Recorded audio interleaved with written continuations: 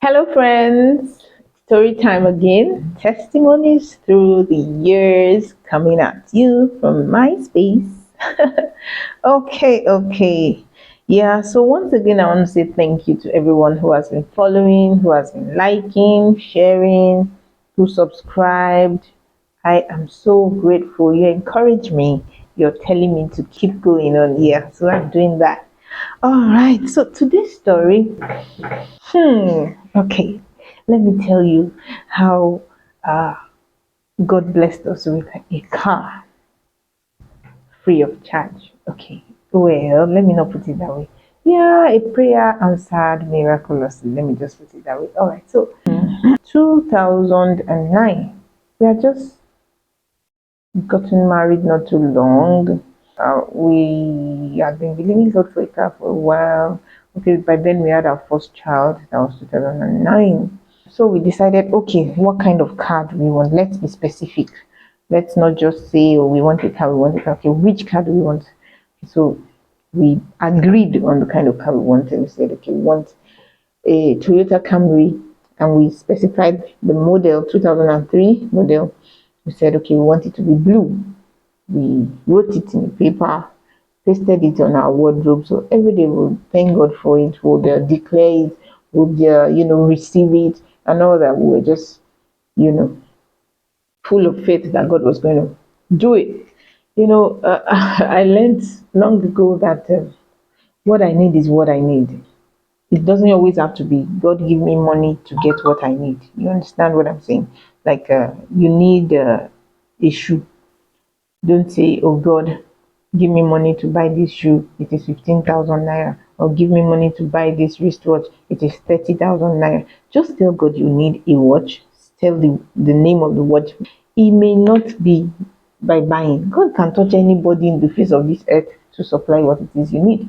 So that was the mindset we had, and the belief and the understanding. So we just kept on calling for the car, believing God for it, trusting God, confessing.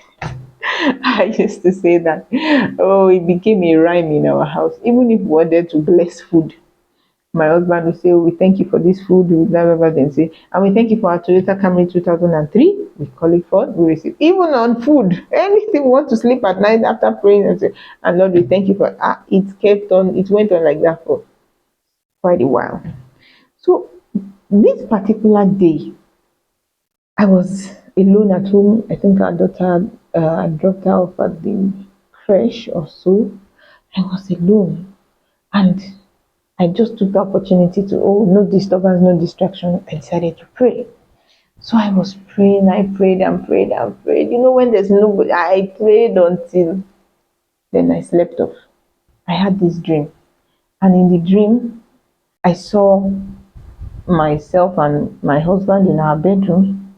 And right on top of the wardrobe, there was this big basket, big, very big basket, like those ones they use in selling tomatoes. If you know Lagos very well, the biggest size of basket. And my husband was looking for something up there, and then he looked into the basket and he, you mean all this has been in this house and we never knew it? And I was like, what is that? He said, come and see for yourself. So he carried the basket from up. I was down. Then I collected it from him and dropped it on the bed. Lo and behold, the basket was filled with all manner of jewelries, beautiful things, treasures, gold, all sorts. And we were both exclaiming, wow, how long has this thing been here? And we didn't know. How come we never saw this? How come we didn't know? Now, I woke up from that dream, and okay, let me ask you, if it was you, you woke up from that kind of dream, what would you do? After praying so long, I woke up from that dream. I just changed the gear of my prayer and continued praying. This time around, I said, God, these things that we have been living with in the spirit realm that belongs to us, that have not materialized, now it's time for them to materialize. So I began to pray. Every blessings that have been hanging around us that we have not laid hold on, everything that is ours that has been delayed, everything that is every hanging blessing, every prolonged answer. I just kept on praying and praying, and I prayed and prayed in the spirit. Thank God for praying in tongues. I love to pray in the spirit. Sometimes I don't even go pray any prayer point. As I pray, the Lord will now show me what to pray. You understand? So I just kept praying every hanging blessings, every prolonged answers, every unanswered prayers, everything that has our name on it, that is supposed to be delivered. And I prayed in tongues, and then I slept off. I fell asleep, and this time around I had a dream, and in the dream my big brother, who was in the US, called me, and in the phone we had this conversation. It wasn't even a conversation, he was the one talking. And he was like, "Won't you go and collect your car? I've sent your car. Oh. Don't let demurrage, blah, blah, blah." And I woke up, I was like, okay, is that it? So I changed the day of my prayers. Or if it was you, what would you do? I took the prayer to another level. I kept on praying. I said, "God, He has said that He will send this car. He said He sent me a car. So He must send the car." I prayed and prayed, switched to tongues again, prayed, prayed, prayed. This time around, I didn't fall asleep. I just continued my day after praying. I prayed until, there was this peace in my heart. I just knew that something was resting. Okay, so I went on with my day.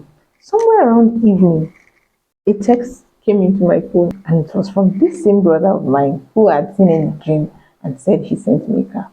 So I read the text message, and he said, "I'm sending you a car." And I saw some numbers, and I was wondering, okay, did I fall asleep again? Is this another dream? Because honestly, I couldn't believe my eyes that I'm awake. Somebody wake me. Am I sleeping?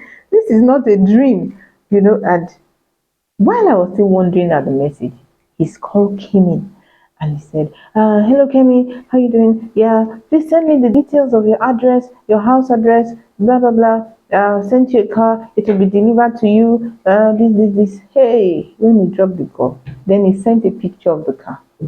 My God, I was running all around the house. I was jumping, shouting, nobody to shout with me. It was just me and my little daughter, my baby. And I was like, "Oh my God, Jesus! Oh, God has done it!" Yeah, I had not seen the car, but of course I had received it. And I checked the picture he sent. Toyota Camry 2003, blue. The same color we wanted, the same model, everything. I never told him I needed a car.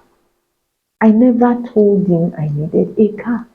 Guess what? Somewhere down the line, I had a conversation with him, and I got to know that he had actually gotten another car he wanted to send to us. Yeah, I remember part of it, what we wanted was an automatic car. He had a car he had already kept. I said, "This is what he's going to send." It was not automatic.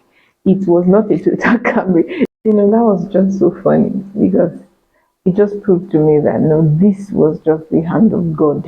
It was God. Prayer really works. Prayer works. Prayer works. I can say that over and over and over again. Don't let the devil deceive you. Don't let anything cheat you out of prayer. Pray, pray, pray. Pray, listen to God. Pray, pay attention. Pray the word. Pray as the Spirit leads you. Pray anytime, anywhere. If the Lord ever steers you to pray at an odd hour, odd place, don't procrastinate. Don't say, "Oh, I'm at work, I'll pray when I get to." Pray. Thank God for speaking in tongues. You can excuse yourself, go to the bathroom or something. Just make sure that you attend to it. It could sometimes be the difference between life and death. You never know. So please, somebody, be encouraged. God is with you. God is for you. He loves you. He's your Father. And He wants the best for you. So hold on to that. Till we see next episode.